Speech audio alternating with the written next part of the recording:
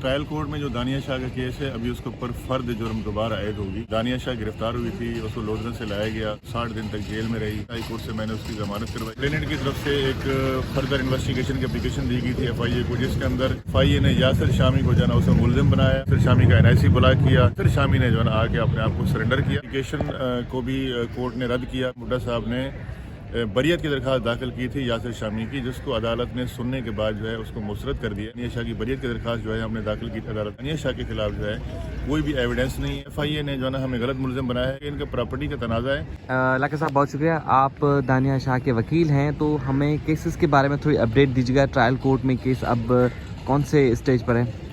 देखें, trial court में जो दानिया शाह का केस है, अभी उसके ऊपर फर्द जुर्म दोबारा आयद होगी, क्योंकि उसकी वजह यह है कि जब दानिया शाह गिरफ्तार हुई थी, उसको लोधरन से लाया गया और उसके बाद उसको जुडिशल रिमांड पे भेजा गया। वो 60 दिन तक जेल में रही और हमारी पहले ट्रायल कोर्ट ने ज़मानत मुस्तरद की, उसके बाद सेशन कोर्ट ने ज़मानत मुस्तरद की, फिर सिंध हाई कोर्ट से मैंने उसकी ज़मानत करवाई। और जब वो सिंध हाई कोर्ट से रिलीज़ होकर आई तो उसके बाद उसके ऊपर फर्द जुर्म आयद हुई और हमने जो कंप्लेनेंट की जो डॉक्टर आमिर नासिर की जो बेटी है उसका बयान हुआ था और उसको हमने क्रॉस किया था जो ना, और बाकी विटनेसेस के लिए जो है ये मैटर फिक्स था। उसके बाद कंप्लेनेंट की तरफ से एक फर्दर इन्वेस्टिगेशन की एप्लीकेशन दी गई थी FIA को, जिसके अंदर क्योंकि FIA ने पहले जो है ना यासिर शामी को चालान नहीं किया था, उसको लेट ऑफ किया था। उसके बाद फिर फर्दर इन्वेस्टिगेशन हुई। फर्दर इन्वेस्टिगेशन के अंदर जो है FIA ने यासिर शामी को जो है उसे मुलजिम बनाया और फाइनल चार्जशीट लेकर आए। उसको अदालत ने एक्सेप्ट किया।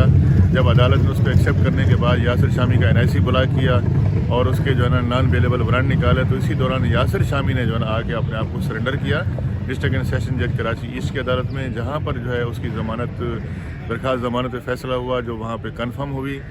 उसके बाद जो उसके वकला हैं असलम बुड्ढा साहब जो है उन्होंने आके एप्लीकेशन दी अदालत में कि फ़र्द जुर्म जो है हमारे ऊपर ऐड न की जाए, क्योंकि FIA ने जो है ना एक सप्लीमेंट्री रिपोर्ट सबमिट की थी जब उसने इन्वेस्टिगेशन ज्वाइन की थी कि यासिर शामी के खिलाफ जो है ना हमें कोई एविडेंस नहीं मिली है। उसके ऊपर जो है अदालत ने तफ्तीशी अफसर को शुकाद इशू किया था। फिर इनकी एक एप्लीकेशन आई थी जो है ना, उस एप्लीकेशन को भी कोर्ट ने रद्द किया। फिर ये रिवीजन में चले गए, रिवीजन भी इनकी मुस्तरद हो गई।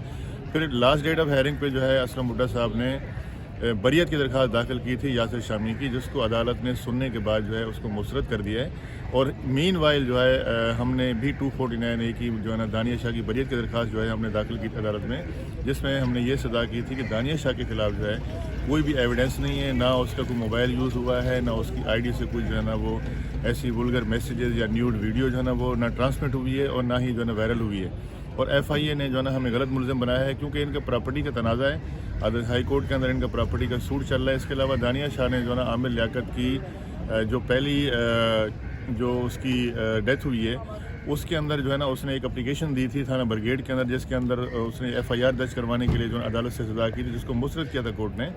फिर दानिया शाह ने उस मैटर को जो है सिंध हाई कोर्ट के अंदर चैलेंज किया हुआ है।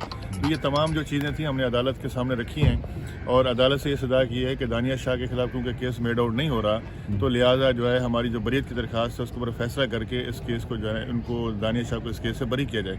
अभी अदालत ने इसकी जो है ना 16 जनवरी की जो समाअत मुकर्रर की है, उसके ऊपर जो दानिया शाह की बरियत की दरखास्त है वो भी चलेगी और अदालत जो है इन दोनों के ऊपर जो है फ़र्द जुर्म भी ऐड करेगी। अगर वो उसको दानिया शाह को बरी कर दिया तो फिर जो है यासिर शामी भी फ़र्द जुर्म ऐड होगी।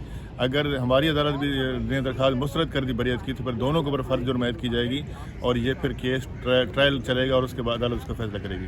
ठीक, बहुत शुक्रिया।